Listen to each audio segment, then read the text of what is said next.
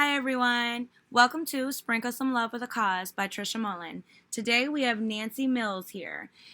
She is a GP fighter for Gastroparesis, for those of you who don't know what GP is, but by now we all should. Nancy, how are you today? I'm good. How are you? I'm good.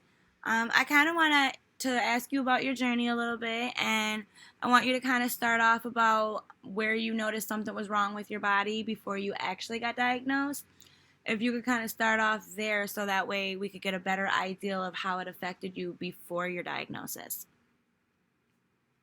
Honestly, I was just going through a divorce. I was very, very, very stressed out, and I was having weird stomach issues. I would have diarrhea one day, and then one day I would be throwing up, and eventually doctors looked at me and they were like, "Listen, you can't have the flu this many times." Right. So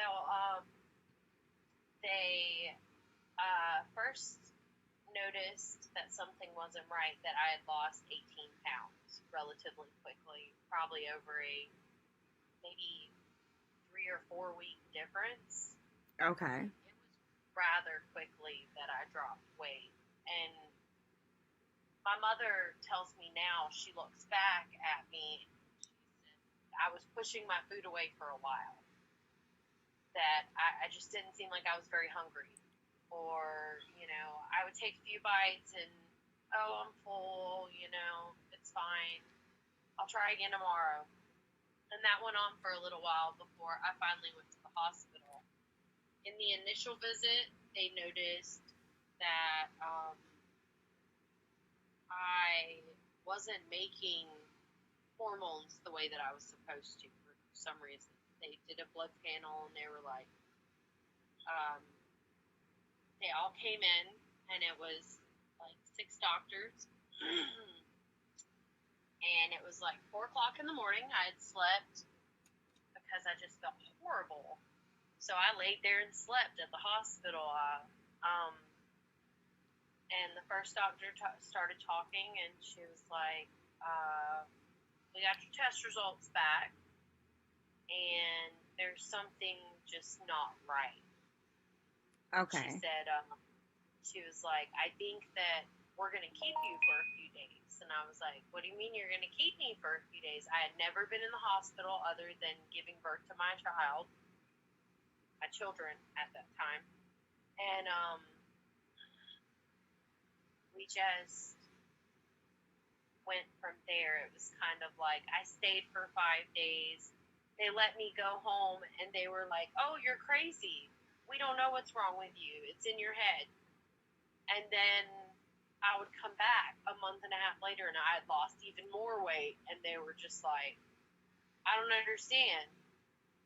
We did tests on my gallbladder, we did tests on my appendix, we did tests on even on my blood. Like they went through blood panel after blood panel, and I ended up having a regular, like, through the belly button, they looked around surgery. That was the first surgery that I had. And then they said, "Well, we still don't know what's wrong with you, except that you still have food in your stomach. And you've been here for this many days, and you haven't been eating in all those days." They had me on a liquid diet. So they knew that my food had been sitting there for over 4 days in my Okay. stomach. So now they're getting So, hot on the trail. yeah, at first it was like, why is Dumbfound. it sitting there? Why is it sitting there? Is the reason why you're throwing up because it's sitting there? Or is it that it's something more serious?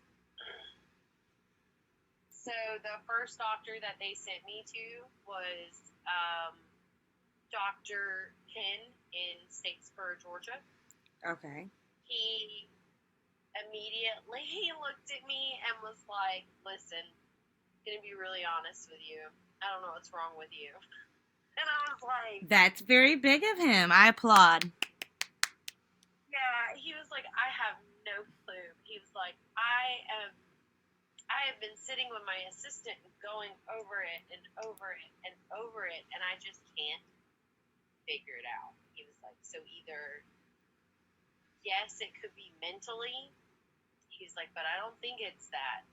He's like, I'm going to do this last test, and it is literally the last test I would run, is how he said it. And I was like, okay. He was like, you're just going to come in the next morning. You're going to, from midnight till tomorrow, you're just not going to eat anything. He was like, and then you're going to go in, eat those eggs, and I believe the joke is they're radioactive eggs. Yeah, they are radioactive eggs, and it's a delayed emptying study test. Yeah, I think they called it a gastric emptying Yep, study. the gastric emptying study as well. Yes. So all the same. He tells me then, he's like, dude, you're going to be out of there in like 30 minutes. Don't worry about it. He's like, it'll be simple for you.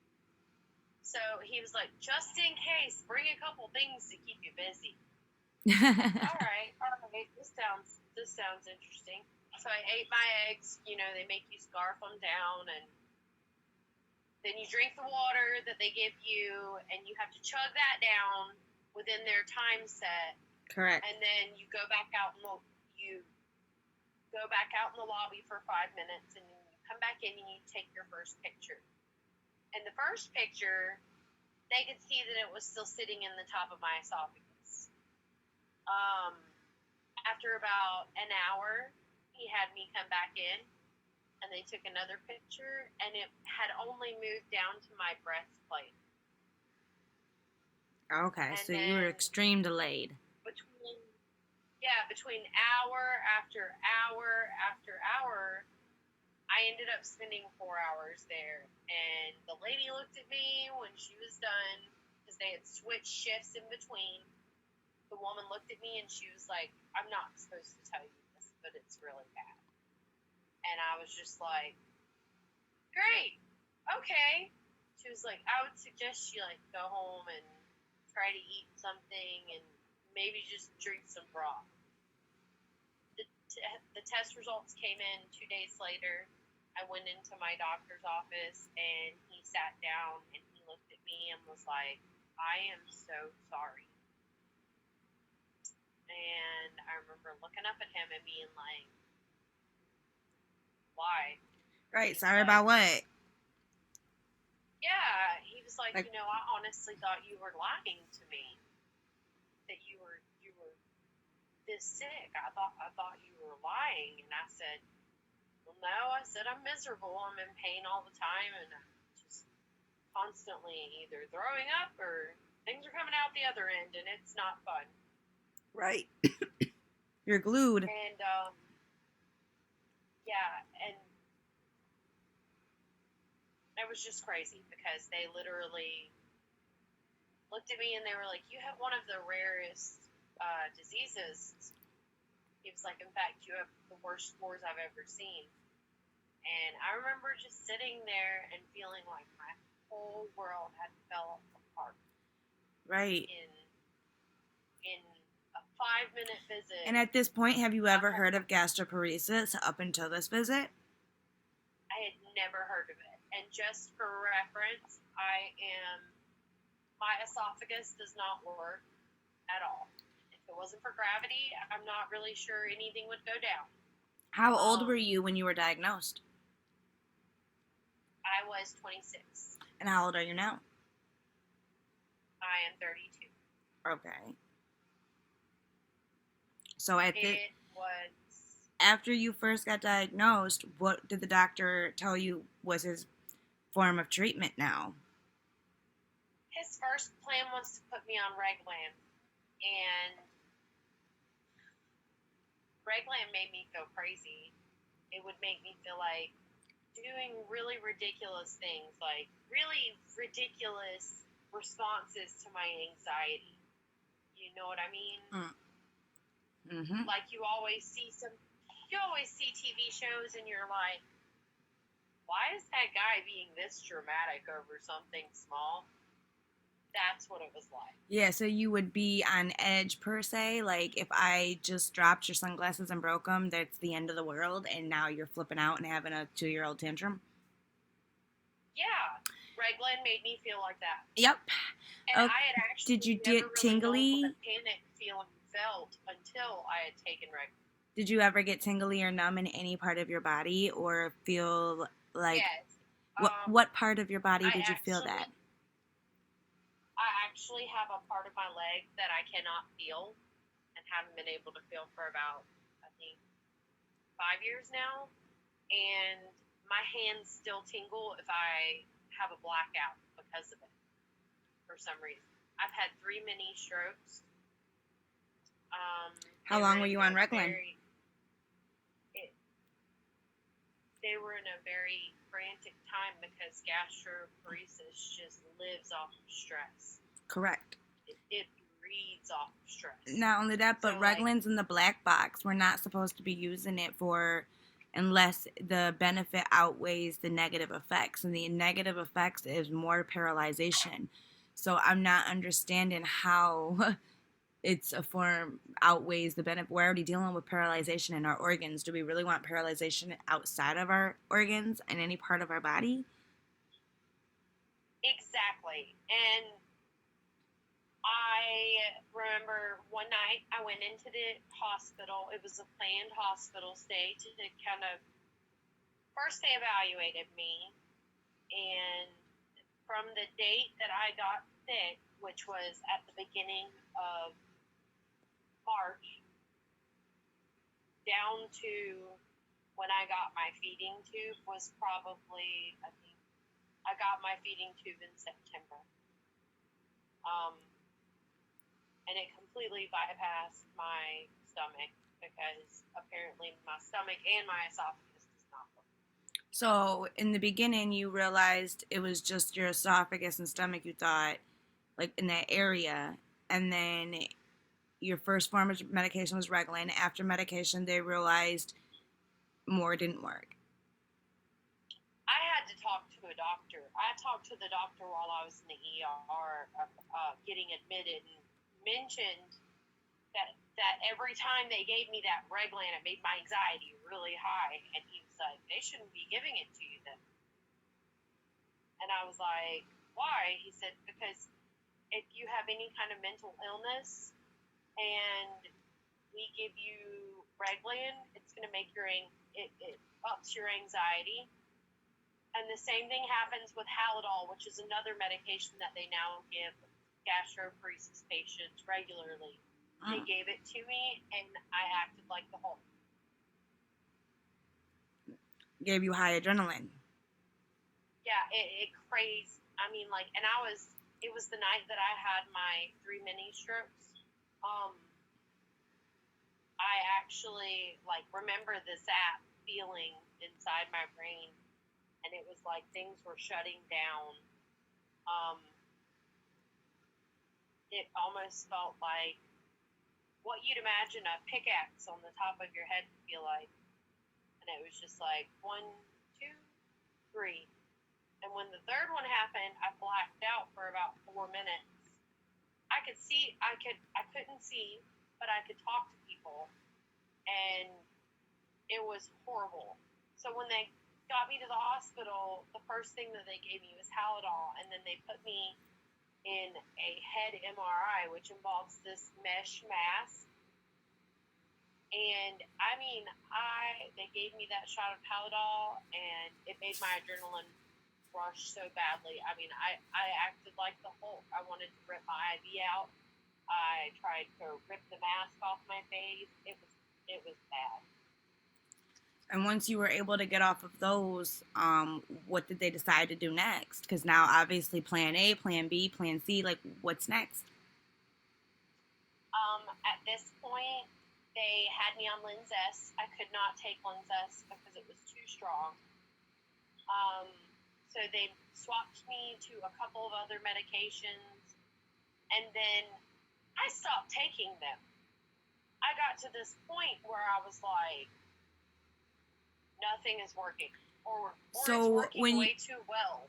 what worked So way too I well? was just like, in the middle of a limbo of either feeling okay or feeling horrible, and I finally got to the point where I asked for pain management, and pain management really changed my life. I mean, I honestly think they extended my timeline. In the beginning, I was only given till December if I continued the way that I did, that I would live. Okay. And I remember I was still going through my divorce, and I had to make plans for my children. And I remember asking my friends, like, to make these plans with me, and I felt so horrible putting an obligation on them. I realized that gastroparesis comes with all these burdens. You feel like you're a burden to everyone. Yes. It's horrible. Yes, trying to figure out your arrangements for your children is never an easy decision to make when you know it's not with you. At that point, I just kind of gave up. I remember, like, laying in the hospital. They had just put my J-tube in.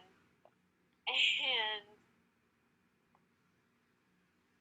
my ex-husband, I'm not going to lie, he was not the greatest person. He did some things that he shouldn't have done, and he was constantly unfaithful. And I remember laying in the bed the night that I got my J-tube, and I found out that he had been unfaithful with my very best friend. Oh. Like, of our marriage, the entire time. And when I say the entire time, I mean before he ever even met me. So it was just kind of like, it was a bombshell. And I remember thinking to myself that I had to get out of that state. I had to get out of Georgia. I had to get as far away from him as possible, because I was lost. I mean, I just had this tube put in my body, and I mean, then I'm getting like horrible news, even more horrible news. And it was like I was laying there alone in the hospital. And then I remember my friend Dana came in, and we've been friends since we were 15. And this girl brought me Halloween leggings.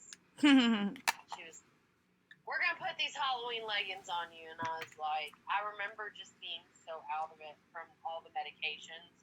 But I was so happy that she brought me leggings. She was the only friend that stuck with me.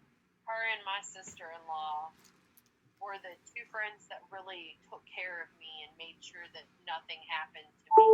Or that if I needed to be seen at the hospital, that I was advocated for and that people cared for me. Because as a gastroparesis patient, if you go into an ER and you say that you're in any pain, the first thing that they're going to tell you is that, well, I'm not going to give you an opiate. Right, they're going to assume you're here for a narcotic. Yeah, and it's really sad for people like me who are allergic to Toradol, who are allergic to ibuprofen. I mean, like, those are the simple fixes. Those are the simple fixes. So, like, if I go into the hospital here in Tallahassee, it's almost every single visit I have to get an advocate, because they don't believe a word I say. The doctors just don't care. When it comes to gastroparesis, it's almost like we're invisible. We don't exist. It's fake. Mm-hmm. If the doctor doesn't know nothing about the disease, they often are oblivious to the issues that come forth with it. Or if you have someone who, uses marijuana to help with their symptoms, they're immediately, like in the state of Florida here, they call it marijuana abuse. Yeah, that is some bullcrap. Thank God I live in a state that's not. And we're legal. We're allowed to have it here. In your file that you are a marijuana abuser, and then they'll put at the bottom usually drug seeking. So it's like, if you ever come in, nobody even takes you seriously at this point. Like, what if I go in with a heart attack? Y'all are just going to let me sit there and die? Like, before Right. you ever pay attention? Right. So at this It, point, how long have how many feeding tubes have you gone through? I went through 4, um, and I was actually in hospice from the very beginning because of the amount of weight that I was losing. They placed me in hospice and wanted to make me as comfortable as possible. Okay. And they immediately start talking about due dates and, you know, like how much longer you have, or what their expectation of you is. Yeah, like And you're I remember, that's like, not from the beginning, I was like, how do I have any choice in my expectation on this matter whatsoever? One moment. They, of course, expect all these expectations of you, so they immediately give you goals, things to work on. And at that point, I remember looking around me and thinking, like, what kind of goals do I have from here? right. I mean, what type of Uh, expectation should I be I'm walking one to of the those bathroom? people, and I deeply apologize to anybody that I may offend by this, but I handle gastroparesis with humor. And if I couldn't handle it with humor, I don't know what I would do, because it is a horrible disease and it incapacitates you and makes you feel like True, most of you're us handle nothing. it with humor at times, and I fully agree with what she just said. Yes. Um, I know that everybody handles traumas and changes differently, but I just remember looking down after this woman's like, "What are your goals?" And I'm like, um, "To live." Like, Right, or is my goal counting my way to my deathbed, or is my goal counting my way out? What goals are we discussing here? I mean, like, what goals involve the next 3 months that I'm supposed to do for you, buddy. I was Right. so upset. You just told me I'm not And gonna make it. I was in the hospital one more time. This time was for, an infection. I remember I went into the hospital, and this was at Halloween. It was literally Halloween, by the way. And it's so hilarious. I told you that my friend Dana, she was always there for me. Like, Okay. and she was always there to make me laugh when I really needed that. And she knows, like, in a way, she helped save me. Like, she knows. I've told her multiple times, and So she she's sounds just like she's been amazing. a But good support person for you. yeah, she was one of my main support people. Her and my now husband. I mean, in the beginning, he wasn't. We didn't plan on him being my husband, but it happened. Those become the best marriages. Yeah, but I'll bring him up later. Yes. I was in the hospital, and I remember laying there, and I was laying on my side, and I was screaming, and Dana snapped a picture of me. She just randomly snapped a picture of me, and she was like, "How much pain are you in?" And I was like, "I feel like I'm dying." I was like, "I don't know what's wrong." And it felt like it was coming from my feeding tube side. So I was like freaking out. I just got my feeding tube maybe 2 months before that. My PIC line right behind it. And I laid there, and it was 45 minutes of me screaming, and they never even came in to check on me. Yeah, that's not right. So That's I not right. left. Yeah, we got up and I left. And I remember thinking, like, how crazy it was, because my brother walked to the hospital because he found out I was there, and he was just like speed walking down the road, you know what I mean? And he got there, and he could hear me screaming from the outside, like outside of the ER. And he walked in and he was like, "What are you doing with my sister? Like, do you have any plan? What are y'all doing here? Why are y'all standing around giggling?" And Right. I will forever say that that is the worst hospital I've ever experienced. I don't suggest anybody ever go to that hospital unless they're actually dying. It was bad. But they made the decision together, my brother and Dana, and they took me to Savannah, which was about 2 hours away. I got there, and immediately the doctor was like, "You'll never guess who it was. It was the very first doctor I ever saw." Oh, so And he she knew looked who at you me were. and she was like, "Oh my gosh, what is wrong with you?" And I was like, "I don't know." And I remember just screaming it at her, like it was just pouring out of me. And she brings in the CT machine and she's like, "How long did you wait over at East Georgia Regional?" And I said, "Well, I waited 45 minutes." She said, "You have a blood clot the size of," I think she said, a CD, Oh, Lord. blood clot size with a CD underneath my tube. And it was from my tube rubbing. Because what they don't tell you is when you get a feeding tube that if you lose more weight, that tube is long. It goes all the way down to your jejunum. It's long. Um, so I had lost weight, so it had rubbed like a big blood blister right there. Lord. And it had apparently gotten so big that it was going to burst. And she was like, "I cannot believe they didn't see you immediately. What is going on over there?" And she was just like freaking out the whole time. But that was Bless your little heart, my girl. ultimate decision to leave and move to Florida.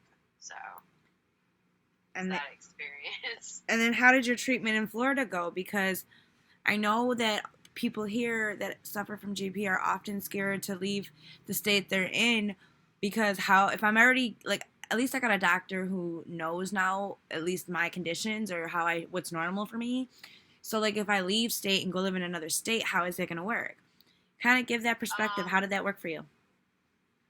There were some doctors that would take my word for it. Like they would order my records from the previous hospital, and they would take my word for it and not fight me on the matter. Or I'd meet a gastroenterologist. I remember I met a gastroenterologist who swore I didn't have gastroparesis.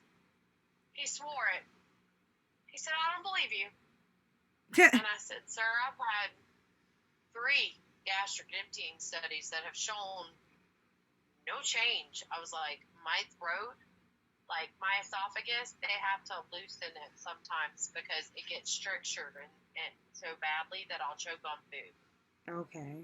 And this guy was just positive that I did not have gastroparesis. He was just positive of it. And how did you win him But over? honestly, I changed doctors. I always suggest gastroparesis doctors. Like, if you go and see any patients, you go and see a doctor, and that doctor looks at you like he has never even heard of gastroparesis. Or worse, he has to go Google it. I just told someone that if they have to go Google it, you better run.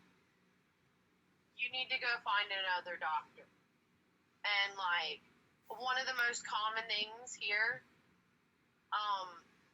when I moved here, I planned a little ahead. So I will say this. As far as the way that it worked, I had a friend whose husband had a feeding tube as well. He's passed on now. God rest him. He was a very good man. They donated formula to me when I couldn't afford it. You kind of find systems out there with gastroparesis. You get to know people and you get to trust people, or you learn not to trust people, But It can go both I ways. found somebody that, also had a feeding tube. And I said, tell me who to go to. Tell me what doctor's going to believe me, what doctor's not going to look at me like I'm a mental case. And Okay. she was like, oh, you're going to go see Heather Wells. I'll set you up an appointment. We'll get your insurance figured out that day. Great. No problem. That easy. So you found someone on your area through like a support group? Yes, really quickly. Like, not even a support group. Like, this was just a, 32 years, you get to know people. You move from place to place to place. And I'm mainly from Panama City, Florida. And I went from Panama City, Florida, back to Statesboro, back to Savannah, back and forth all this time. So I've got to know people rather well. Okay. And I'm a photographer as well, so it's pretty regular that I can, if there's something I need, I can find it through my small group of friends. Okay. And at the time, I needed a doctor, and Debbie sent me to Heather Wells, who absolutely treated me like heaven. She's in Weehawken, Florida. She's amazing, and she's one of the best doctors I've ever met. She literally that day took care of everything. I still had pain from my blood clot on my side. That's how quickly I moved. So she took care of my medications that day. She made sure I had enough refills to make it till I went to pain management. Once I got to pain management was relatively quickly because I was taking pain management in Panama City. Once I got to them, they immediately diagnosed me with more than gastroparesis. I have dysautonomia. What's that? It's actually where your heart can't really regulate your blood pressure very well. So my blood pressure gets like super low and then it gets super high. And I mean, I've had doctors think I was going to have a heart attack before and be completely fine. I'm sitting there having a normal conversation with you. Right, because I get really low and sometimes high, but my high ones just started high, and I haven't figured out why they're high now, but I've always had super low blood pressure, like real low, where they're looking at me like, let me go get the cuff, and they're always changing to the baby cuff, and then they're like, no, it's still right. Like, yeah, it's always low. That's normal for me. They're like, okay, and then they jot it down. So that's different. So what? So I'm interested. So what happens from like what is the effects from super low blood pressure? Like, what does that disease do to you? I had actually been randomly passing out for months, and that was like one of the first things that I would do. I fall over all the time. It's hilarious. I mean, a couple of days ago, we gave a report to someone, and like I was standing on the front porch and fell right over into a bush. Oh, so you like pass out from being too low. I'll pass out. I will just fall over. Okay. So at this point in your treatment plan, what are you currently doing for your health? Mother's Day of 2017, I had my feeding tube removed, and I was told that I went into remission, and I did really well. I remember that I had just given up. I had gotten to that point where they were either going to take the feeding tube out of me and I was going to live the rest of my days, or we were just going to wing it because I couldn't deal with it any longer. I was so sick all the time, and it got to the point where the feed would reject. I would reject the feeds as well. Okay. So, Mother's Day, they came into my hospital room and said they were going to take my PICC line and my tube out. They removed both, and then, kind of crazy. Within, I think, probably 3 months, between there. We moved to Panama City in 2017, let me remind you. Okay. And Hurricane Michael happened like a month and a half later. Oh, Lord. And I can only laugh at it now because, honestly, like... So did you guys lose everything during Hurricane Michael? We did. We lost our house. Our house was flooded. Okay. It was actually flooded twice. We don't know much of the specifics, except that our neighbor who lived above us, his car was in our living room. He had to remove his car from our living room. Whoa. And, yeah. So he was like, I'm really sorry. Hurricane Michael, for real. He was like, man, I'm really sorry my car was in your living room.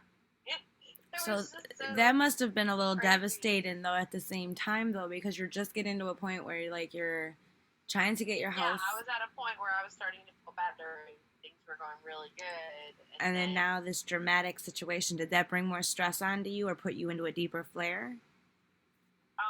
It put me into a little bit of a flare, but it's actually really funny. I got pregnant the night before Hurricane Michael with my third child. Oh. So something came good out of Hurricane Michael, and while at the time we were just so blown away,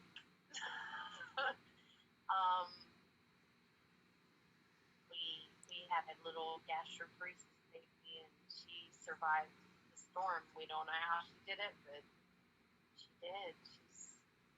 She's almost 2 now. Okay. She's crazy. She's crazy. So, did she have gastroparesis too when you said a gastroparesis baby, or did you just have the baby while, it's still dealing with your gastroparesis? I joined GPAC. I had, okay, I'll explain it like this. Because of the hurricane, I went into a flare. So I was like, man, I'm just not feeling good. Mind you, our hurricane happened in October 12th, 2017, to be exact. We did not get to go back to our home until December. And we didn't even know I was pregnant in December. I found out I was pregnant when I was at 28 weeks. Oh. Because I had so many symptoms. I had been throwing up. Right, so morning sickness was no question. I just thought that I had gastroparesis, So, I never thought to take a test. And then when I finally took the test popped up immediately. And I looked over at my husband and was like, I don't think I have the flu. Right. And I don't think it's gastroparesis. Yeah, that's why. I get it now. Yeah, I don't know.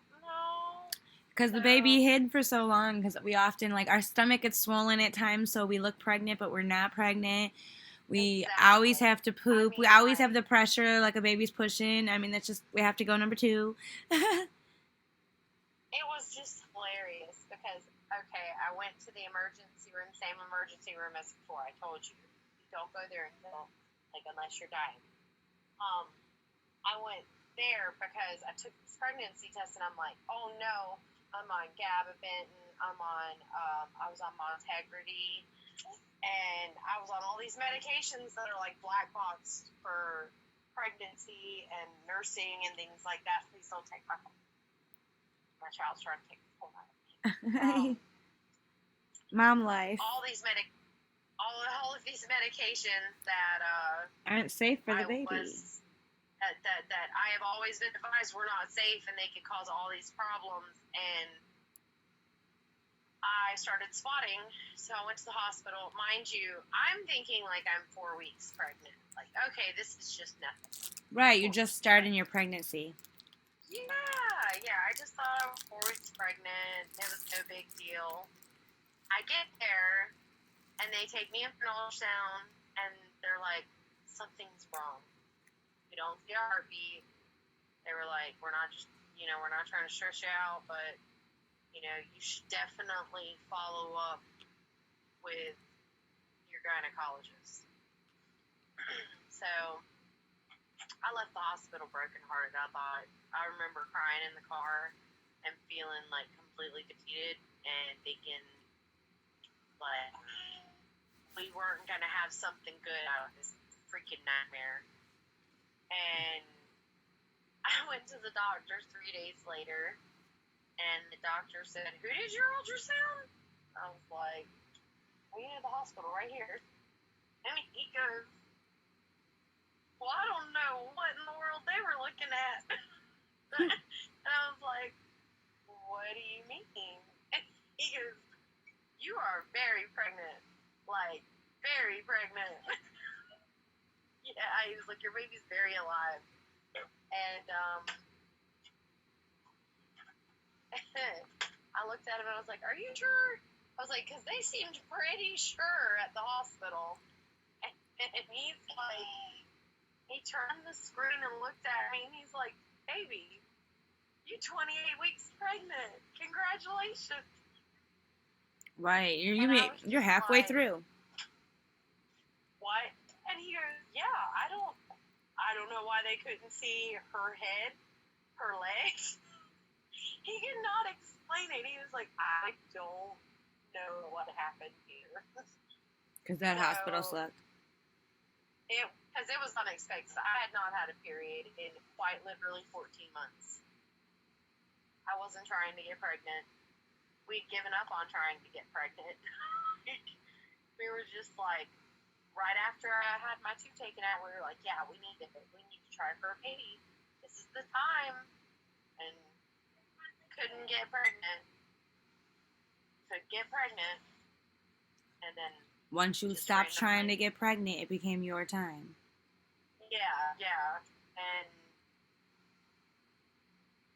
it was interesting. We had nothing really left. I mean, it would have been fine otherwise because we already had 2 girls. And it's like, "Oh, it's another girl. Yay." But, no, like, it was odd. It was just a strange experience. It was a blessing for sure. I kept thinking, like, I didn't deserve all of it. I remember feeling very guilty because I've outlived a lot of my friends' due dates, their dates of death, and they're gone now. And they're always having a baby and living my life like I had never had gastroparesis. Wow. We can't feel shameful for living our life. Well, everyone's journey and everyone's time is different, and everyone's, is meant to be, different. And you can't be upset. You were chosen for a reason to stay, and obviously that baby needs you, and that baby might be meant to do something in the future. You never know. Maybe it's not about you at all. Maybe it's about her. She's like, my 2 girls, I don't think they'd know what to do if she wasn't here. See? I remember, get her. So, if you could thank your support system and who supported you the most, what would you say to them? I'd want to thank my husband, my friend Dana. She still lives in Georgia, so we're so far apart now, it's really hard to keep up. And I definitely want to thank my biggest support system, which was my sister-in-law. She kind of took care of me when I had nothing and I couldn't take care of myself. But my biggest thank you would be to my friend Summer, who passed away in 2017, right before Hurricane Michael, and she actually committed suicide. She had had gastroparesis for 8 years, and she could not get the help that she deserved, and doctors didn't believe her, and she came home and took her dream vacation and came home and killed herself. And she was the biggest support system of my life, and I wish every single day that she knew how thankful I was for her. Aww. It's so sad. I'm sorry. I don't even know what to say to that. I rest in peace to her, and I am so sorry for your loss and the community's loss and GP doctors for not being able to serve her and hear her cry for help. Yeah, she was a wonderful person. Most people that are in any of gastroparesis support groups will tell you that Summer O'Dwyer was the life of that group. They, I mean, she was just beautiful soul.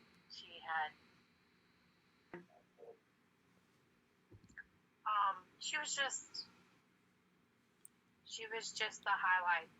She would always make anybody feel better, and if she could, she would try to at least make you laugh. And she was so good at making people laugh. So I would be thankful most to her. Okay, definitely. I'll give her that. She earned it. I'll definitely say. Who, if somebody was willing to like listening right now and wanting to give up, and they were in your shoes or have been, like the feeding tubes or getting multiple feeding tubes and down those dark roads you had to go through, what would you say to them? Don't give up, because who knows what is sitting and waiting in your future. Isn't that right, Rowan? Yes, that is for sure right. You never know what tomorrow holds. You So really don't. currently, right now, I know that you had mentioned previously that you're starting to go back to treatment. What are your current, like, what is your next option? I am waiting to be sent to a digestive disease center, and they're going to evaluate, maybe try to figure out what exactly caused me to get sick again. Um, but hopefully also try new treatments, because I was sent to the Mayo Clinic before, but what they didn't tell you is that the Mayo Clinic only accepts certain insurances, and it's usually not, Medicaid. Okay. So it, I'm hoping that I get help from them, because I'm not ready to die. I got too much to live for. I gotta watch my babies grow up and Yes, we got too much to live for. marry them All of off. us GP patients need better care for sure.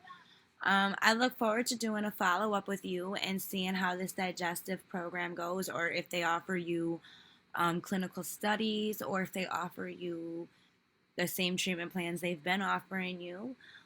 Like what do they do? Would you be interested in doing a follow up? Yeah, definitely. Well, for sure then. I would definitely love to have you on again, Nancy. So until then, Nancy Mills, I appreciate you coming on, sprinkle some love with a cause, and I look forward to talking to you soon. All right, thank you. You're welcome. Bye bye.